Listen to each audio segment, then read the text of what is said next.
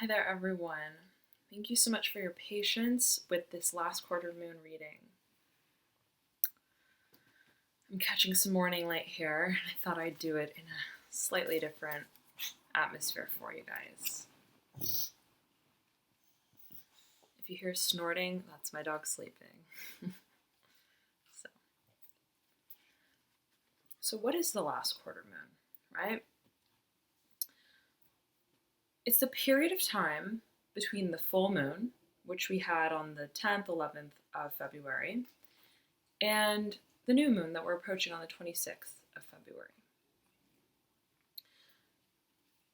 So this interval of time, right, going from the highest peak of energy at the full moon, leading down, descending to the new moon, the lowest peak of energy, right, the lowest output of light, is a time for digestion, right? Digestion.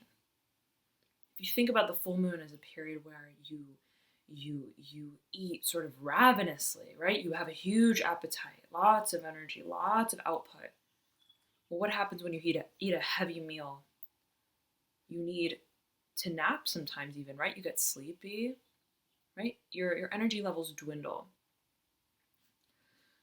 So, after this full peak of output of energy at the full moon, we cascade into a period of nearing stillness, nearing silence, nearing complete darkness that we will see at the new moon.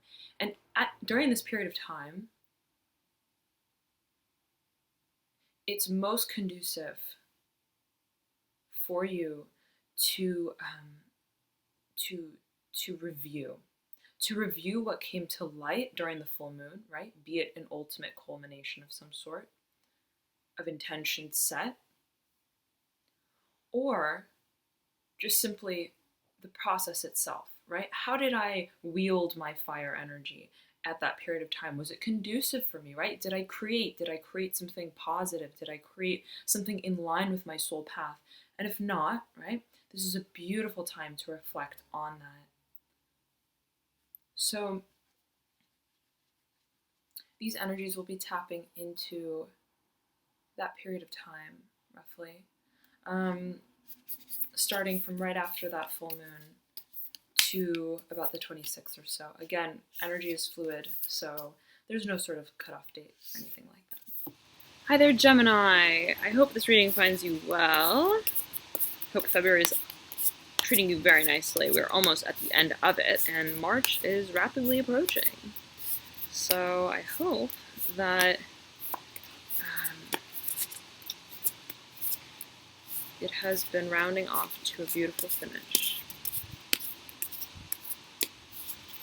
Are you closing the door on something, Gemini? I feel like you're trying to close the door on something. I feel like somebody's trying to come in through the door, and you're trying to close the door, and pinning them, wedging them in between the door and the wall. It's like a point of honesty, confrontation, Gemini. And I feel like you've been wanting to do this for quite some time. Okay, quite some time I've been feeling this energy for you. Now,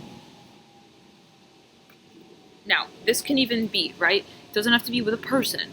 It could be within yourself, right? Is there a thought, an insistent thought that you know is like, it's kind of like a bug, right? It's just bugging you. It's just in the back of your mind. You know you need to get rid of it. You know you need to confront it. You know you need to enter that space of absolute honesty within yourself, right?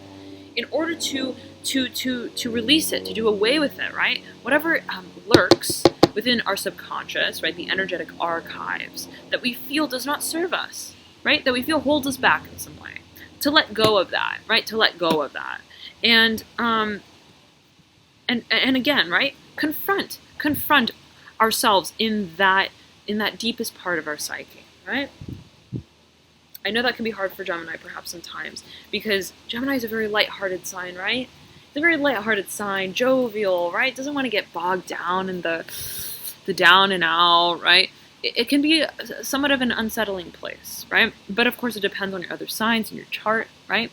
But in general, right? If you have Gemini as your sun, if you have Gemini also, right, prominently in your chart, or if you have a lot of planets in the third house, if you want to know more about this specifically in your specific chart, I do have a service on my website. It's called the Astrological Report. So you can check that out. It is alchemyu.com. And I have that service there if you want to learn more about it. However, Gemini as an archetype, in general, is more lighthearted, right? The energy that I'm feeling is almost like a platonic energy, like a Scorpio kind of energy of I'm looking head on at you, and yeah, it may be difficult to look in your eyes, right? This may be a difficult conversation to have, right? But it's that honesty that I want, so that I can transmute you as an energy, right? As an energetic entity in my subconscious, or maybe for some of you in your physical environment as well, okay? And make room for positive energy to flow, right? And this is a beautiful time to do that. This is an absolutely beautiful time to do that, Gemini, right? Sifting through the energetic archives, getting really real with ourselves, right? Our thought patterns, right? We're entering this period of stillness and silence, lower energy, right? By way of the moon's energy. So it's a great time to introspect, right? To enter that space of honesty as you get ready to release what does not serve you any longer. And instead reroute your focus and your intent, clear your energy for what you want to accept and welcome into this next cycle, okay, beginning on the 26th. So, having said that, you have 2 Pentacles cards popping out here, the 9 of Pentacles and the 8 of Pentacles. 8 of Pentacles in reverse, 9 of Pentacles upright. I feel like you are absolutely working hard towards abundance, towards self-sufficiency. Okay, I've been feeling this for you, Gemini, for quite some time. Okay, quite some time. You are getting ready to close out a certain phase, right? Bring something to culmination in some shape or form. But it's like behind the scenes, underneath the surface, you've been working so hard.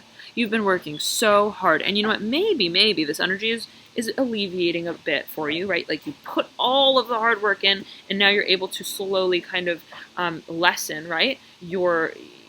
How hands-on you have to be with the situation, right? Because it's coming after the 9 of Pentacles. Or for some of you, it could be, right? You've reached this point of the 9 of Pentacles, you're trying to get it to a 10, and you're trying to get it there so fast and so hard and so relentlessly that you're overworking yourself, you're overdriving yourself, okay? So that can be different for a few different people. See it as you do for your particular situation, right? However, that's what I'm feeling. That's what I'm feeling here. But let's move forward into these other energies as well so we can get a feel for what's going on here.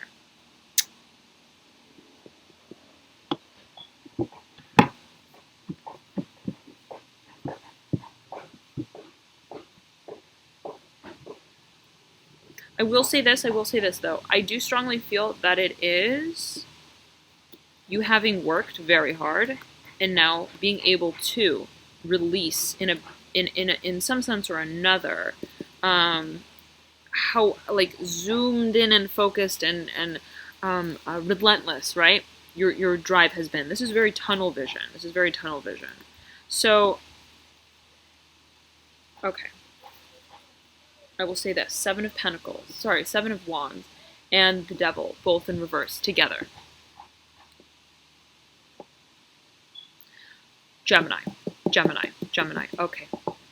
Look, this is what I was feeling as I was, right as I was shuffling.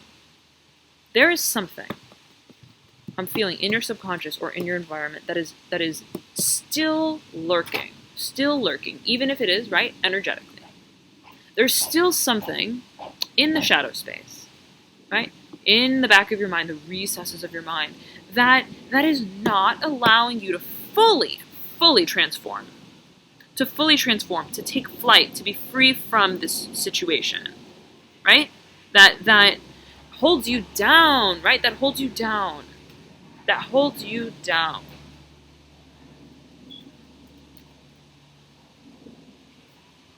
See, because the 6 of Wands speaks to transformation, right? The chrysalis, the rising above an old way of doing things, an old situation that was no longer fruitful, that was just no longer right. Like it lived itself out, right? but it's in reverse. So it's like the butterfly is not able to rise because why? It's attached to this super heavy energy, this like dead weight, this devil, right? Which is heavy energy, right? Because the devil is an earth card, right? It rules Capricorn. That's Capricorn's card. The devil speaks to a heavy reliance on materialism, also desire, power play, right? It's that kind of energy. And that is the Pluto energy that I was feeling with the shutting of the door, right? And then like another person being wedged on the other side of the door, and you're like looking at them straight on, like confrontation with truth. Okay, it's that moment of silence. So I feel like almost like this is a power play, right? And it's like you don't want to rise from the situation completely for some reason, right? Because you're still kind of entangled in it in maybe some kind of way, or maybe just energetically, right? It's still in the back of your mind, the energetic archives, or residual of energy. But at the same time, right, you want to rise. At the same time, you absolutely want to rise. Absolutely want to rise. But it's like this energy, this you're still attached in some way to a situation or a person or an ideology, a mindset that keeps you